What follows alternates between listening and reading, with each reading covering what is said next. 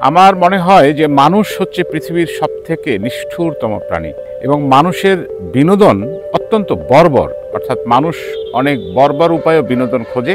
তার একটি নমুনা হচ্ছে চিড়িয়াখানা। চিড়িয়াখানার কিভাবে উৎপত্তি হয়েছিল বা চিড়িয়াখানা কেন তৈরি হয়েছিল সেটা একটু জানা যাক।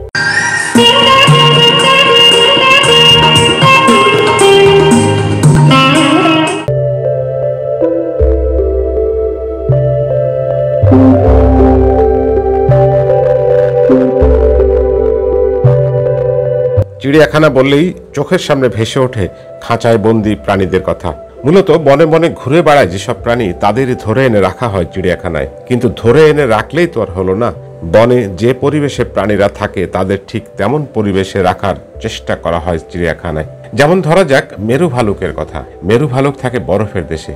এই মেরু ভালুককে যদি আমাদের চিড়িয়াখানায় এনে রাখা হয় তবে মেরু ভালুকের বেঁচে না থাকারই কথা। যদি মেরু ভালুককে আমাদের চিড়িয়াখানায় এনে রাখতে হয় তাহলে বরফের দেশের মতো পরিবেশ তৈরি করেই মেরু ভালুককে রাখতে হবে। চিড়িয়াখানা মানে কি? চিড়িয়াখানাকে সোজা কথায় বলা যায় প্রাণীদের বাগান বা জুওলজিক্যাল গার্ডেন। জুওলজিক্যাল গার্ডেন থেকেই সংক্ষেপে জু শব্দটি এসছে। আর জু মানে যে চিড়িয়াখানা, এটা তো আর নতুন করে বলার কিছু নেই। চিড়িয়াখানার ইতিহাস। যীশু খ্রিস্টের জন্মেরও আগে চিড়িয়াখানা ছিল। কত আগে? খ্রিস্ট জন্মের 2.5 থেকে 1,500 বছর আগে থেকেই চিড়িয়াখানা ছিল। মেসোপটেমিয়া, মিশর এবং চীনের মানুষ বুনো প্রাণীদের ধরে এনে খাঁচায় পুরে রাখত।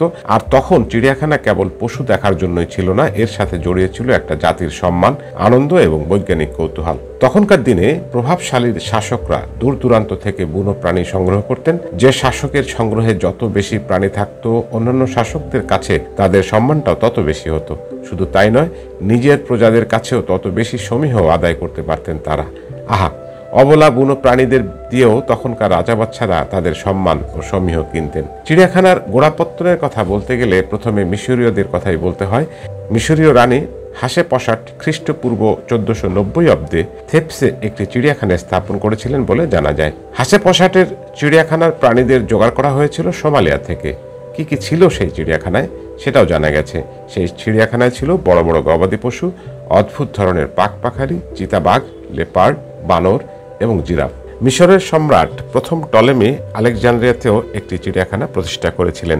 এখানে বলে নেওয়া ভালো যে হেলেনিস্টিক যুগের সম্রাট প্রথম টলেমির শাসনকাল ছিল খ্রিস্টপূর্ব 250 অব্দে। সম্রাট টলেমি প্রাণীদের ব্যাপারে খুবই কৌতূহলী ছিলেন। টলেমির ছেলে সম্রাট দ্বিতীয় টলেমি এই চিড়িয়াখানাকে আরো সমৃদ্ধ করেছিলেন। তিনি আরো নানান জাতের নানান ধরনের প্রাণী সংগ্রহ করেছিলেন। খ্রিস্টপূর্ব 185 অব্দে এই চিড়িয়াখানার অধিবাসী কোন ধরনের প্রাণী ছিল তার খোঁজও পাওয়া গেছে। ওই চিড়িয়াখানায় তখন 96টা হাতি, 24টা সিংহ, 14টা লেপার্ড, 16টা চিতাবাঘ, 14টা উট, একটি জিরাফ, একটি গন্ডার, প্রায় 100টি পোষা প্রাণী ছিল। এসব পোষা প্রাণীর মধ্যে নানান জাতের পাখিও ছিল।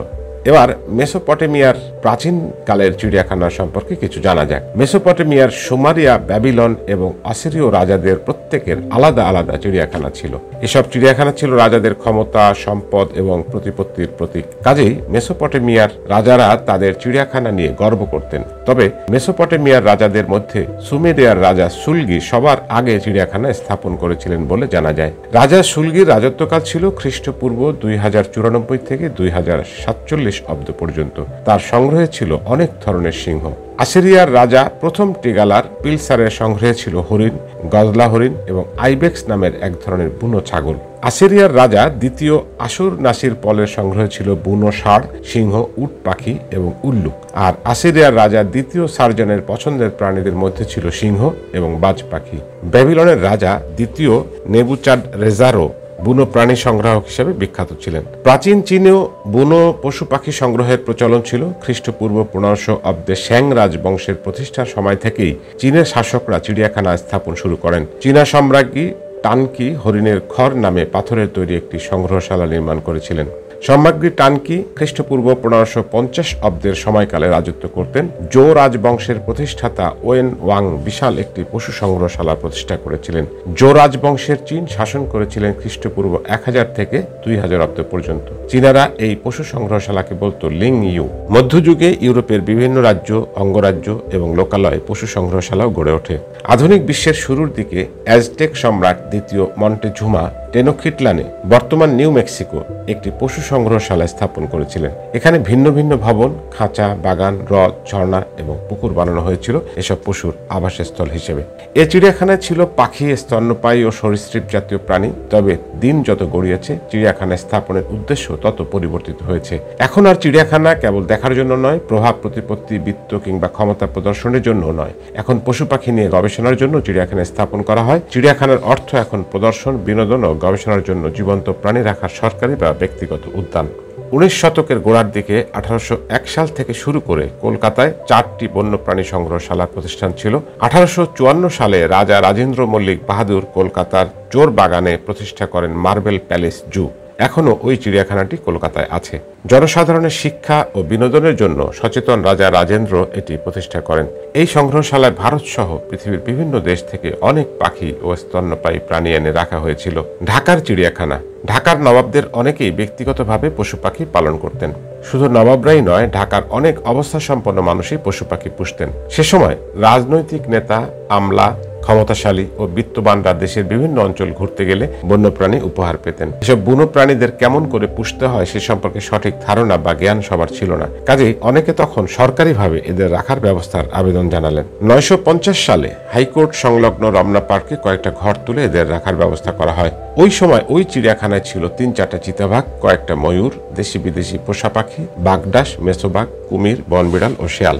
ঢাকার প্রথম চিড়িয়াখানায় ছিল এটি। 60-এর দশকে ঢাকার মিরপুরে মানসম্পন্ন চিড়িয়াখানা গড়ে তোলার কাজ শুরু হয়। প্রথমে 231.41 একর জমি নিয়ে চিড়িয়াখানা হলেও পরে এর আয়তন দাঁড়ায় 186.63 একর।